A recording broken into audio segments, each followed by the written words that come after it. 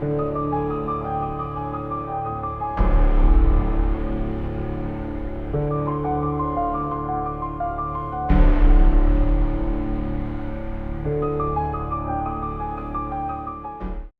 someone told you that a teenage boy survived 227 days stranded in the Pacific Ocean with nothing but a lifeboat and a full-grown Bengal tiger, you'd probably laugh, or at least raise an eyebrow. But that's exactly what Pai Patel would tell you, and he'd swear it's true. Pai was never just an ordinary boy. Even as a child growing up in Pondicherry, India, he was different, curious, gentle, spiritual. While other kids played cricket or chased dogs through narrow streets, Pai was reading holy texts, not just from one religion, but all of them. Hindu, Christian, Muslim. To him, they weren't in conflict. They were layers of the same truth. He saw the divine in everything. The temple bells, the church hymns, the scent of incense, and the silence of prayer. He believed that faith wasn't a matter of choosing one path, but recognizing all of them as light. His full name was Piscine Molitor Patel, after a Parisian swimming pool. But kids being kids, they twisted it into something cruel. Pissing Patel. So one day Pai stood before his whole school, grabbed a piece of chalk, and wrote his name, Pai, on the board over and over. "My name is Pai," he said like a mantra. Like the number, 3.14. From then on he became something new. Not a joke, but a symbol. A boy who owned his identity. A kid with logic in his head and belief in his heart. Pai's family owned a zoo. Not just animals, but lessons in fur and feathers. His father taught him early, never romanticize nature. A tiger is not your friend, he warned. Respect it, but do not trust it. Pai learned that every creature has its own world, its own truth. Still, he felt something sacred in their eyes. Even in Richard Parker, the Bengal tiger whose name was the result of a clerical error. Richard Parker had the body of a beast, but a soul Pai was always trying to understand. But life doesn't stay in one place. Political unrest grew in India. Pai's father decided to pack up their family and their zoo and emigrate to Canada. They boarded a Japanese cargo ship with crates full of animals, bound for a new life across the ocean. That night at sea, as the ship sailed through dark waters, Pai couldn't sleep. He wandered the deck, eyes on the storm clouds gathering above. Rain fell. The sky split with lightning. Then, it happened. A deep groan, a metal shudder, a scream of chaos. The ship tilted. Water gushed through the corridors. Screams, shadows, panic. Pai was thrown into the ocean. The world he knew dissolved beneath the waves. When he awoke, he was in a lifeboat, alone, or so he thought. Then he saw movement, orange and black, the flash of striped fur. Richard Parker was on the boat too, and just like that, Pai's life became a test. Of faith, of fear, of everything he believed. No compass, no food, no map. Just a boy, a boat, and a 450-pound predator. But Pai wasn't just any boy. He was the boy who believed in everything. And now he'd have to believe in himself. The first rule of survival? You don't panic. The second, you pretend you're not panicking while definitely panicking. Pai did both. Floating on a lifeboat in the middle of the Pacific, with nothing but endless blue around him and a tiger below deck, he took inventory. Not of supplies, though those were important, but of himself. He counted the muscles in his trembling hands, the racing of his heart, the flicker of courage behind his fear. He had no training, no guidebook, and no guarantee that the next hour wouldn't be his last. But he had faith. And strangely, he had Richard Parker. At first, the tiger hid beneath the canvas tarp. Pai knew he had to do two things: stay alive, and not become lunch. He rationed the emergency supplies, some cans of water, a few survival biscuits, and a solar still that would take days to yield a cup of drinkable water. He read the lifeboat manual cover to cover, then read it again. His mind, so full of stories and scripture, now focused on one commandment: "Thou shalt not die." He built a smaller raft out of life vests and oars, tethered it to the boat, and floated behind it like a satellite in fear of Richard Parker. But even out there, alone on his mini-island, he realized something. He couldn't survive in fear forever. He had to train the tiger. So Pi became both zookeeper and castaway. Using fish he caught with makeshift hooks and buckets, he fed Richard Parker, at first from a distance, then a little closer. He learned that dominance meant survival. He made eye contact, blew a whistle, banged on pots, not to scare the tiger but to assert himself. "This is my boat," Pi whispered, even when his hands shook. "You are the passenger." Over weeks, something shifted. Not just in the tiger, but in Pi. His body hardened. His thoughts sharpened. His fear didn't vanish. It evolved, became respect, strategy, empathy. Richard Parker wasn't just a threat. He was a companion. A reason to stay alert. A reflection of Pi's own wildness, mirrored back in amber eyes. Storms came, vicious and relentless. Waves as tall as buildings crashed over the boat. Lightning cracked the sky. Pi held the mast, shouting prayers into the thunder. "God, if this is your will, then I will see it through." Every second became a lesson in surrender and strength. He learned to ride the chaos, not resist it. Then came the quiet days. The days that felt like years. Sun scorching his skin. Salt cracking his lips. Loneliness gnawing at his sanity.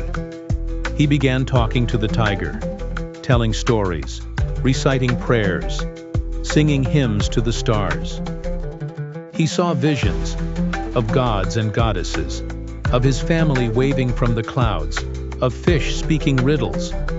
Maybe he was going mad, but maybe madness was part of survival too. Through it all, Pi didn't let go of hope.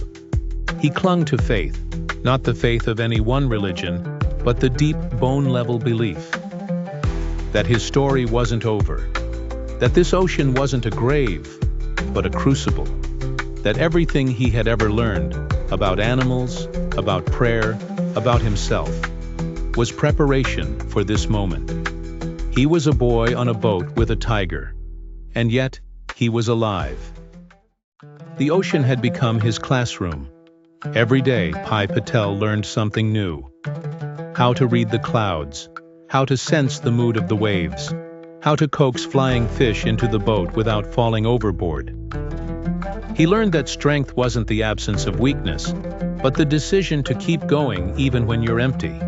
His bond with Richard Parker deepened, not into friendship, but into mutual necessity.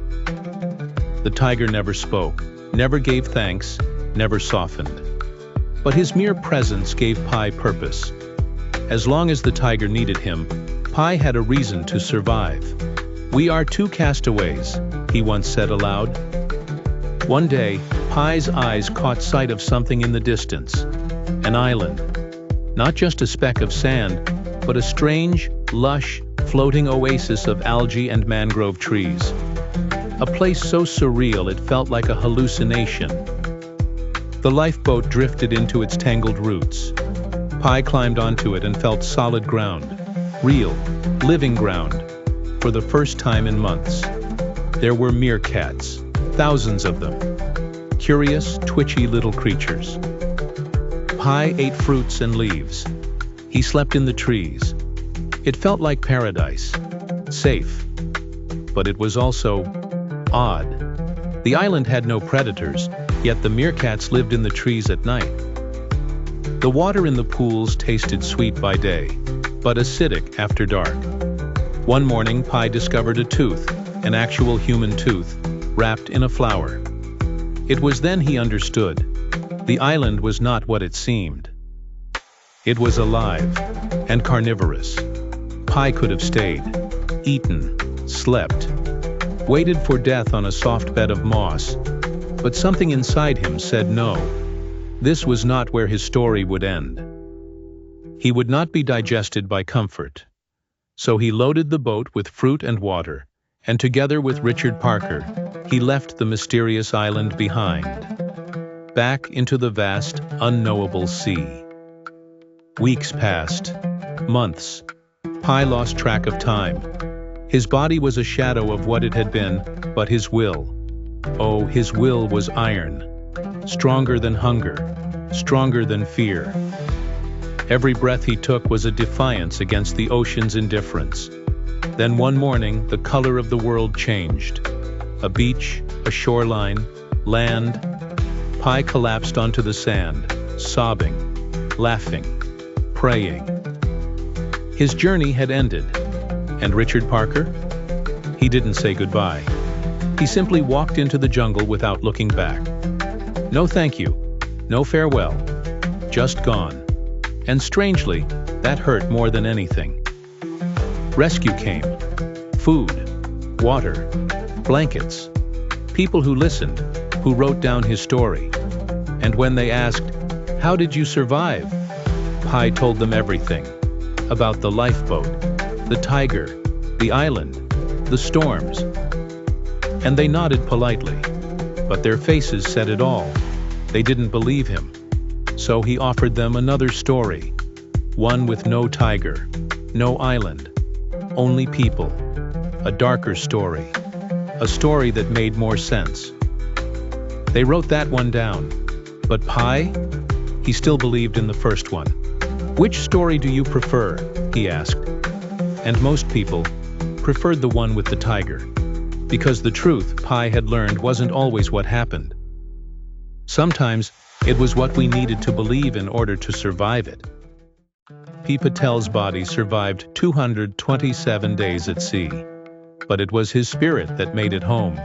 After his rescue in Mexico, Pi was taken to a hospital, where his story spread like fire among the staff. A boy who lived on a lifeboat with a tiger? Impossible. Ridiculous. But there he was, alive, dehydrated, sunburnt, bones sticking out, but smiling. When two Japanese officials from the shipping company came to question him, they asked for the facts. What caused the ship to sink? What happened to the crew? Pi told them the truth, the real truth as far as he was concerned. He spoke of orangutans and hyenas, of a wounded zebra, of Richard Parker, the tiger who sat beside him for months, who vanished into the jungle like a ghost. They stared at him, blinked, took notes. Then one of them asked, "Do you really expect us to believe that?" So Pi paused, thought, and said, "Would you like a different story?" And he told them one, a brutal version. The same timeline, but the animals replaced by people. His mother, a sailor, a cook, acts of savagery, cannibalism, despair. The tiger in this telling became a part of himself, the fierce survivalist within. A symbol, not a companion. They were quiet after that. Then one of the men asked, "Which story is the true one?" Pi replied, "You can't prove either. So which story do you prefer?" They chose the story with the tiger, because sometimes what's true and what's meaningful aren't the same thing. And Pi had learned, floating across the vast, merciless ocean, that believing in the better story might just save your life. Years later in Canada, Pi built a new life. He studied, married, had a family. But in quiet moments, he still remembered the open sea, the smell of salt, the groan of waves, and Richard Parker, who had taught him to fear, to respect, and above all, to endure. He never saw the tiger again. But maybe that was the point. Some things, like faith, like love, like hope, don't need to stay beside you to remain within you. The world never agreed on which version of Pi's story was true. But it didn't matter. He knew what he lived through. He knew what he chose to believe. And that belief, stronger than any storm, fiercer than any beast, carried him across an ocean. In the end, Pai Patel wasn't just a survivor. He was a storyteller, a believer, a reminder that even in the darkest, most desperate places, there is beauty, and grace, and a will that refuses to break. So if you ever find yourself lost, alone, surrounded by fear or pain or silence, ask yourself, which story will you tell yourself to survive it?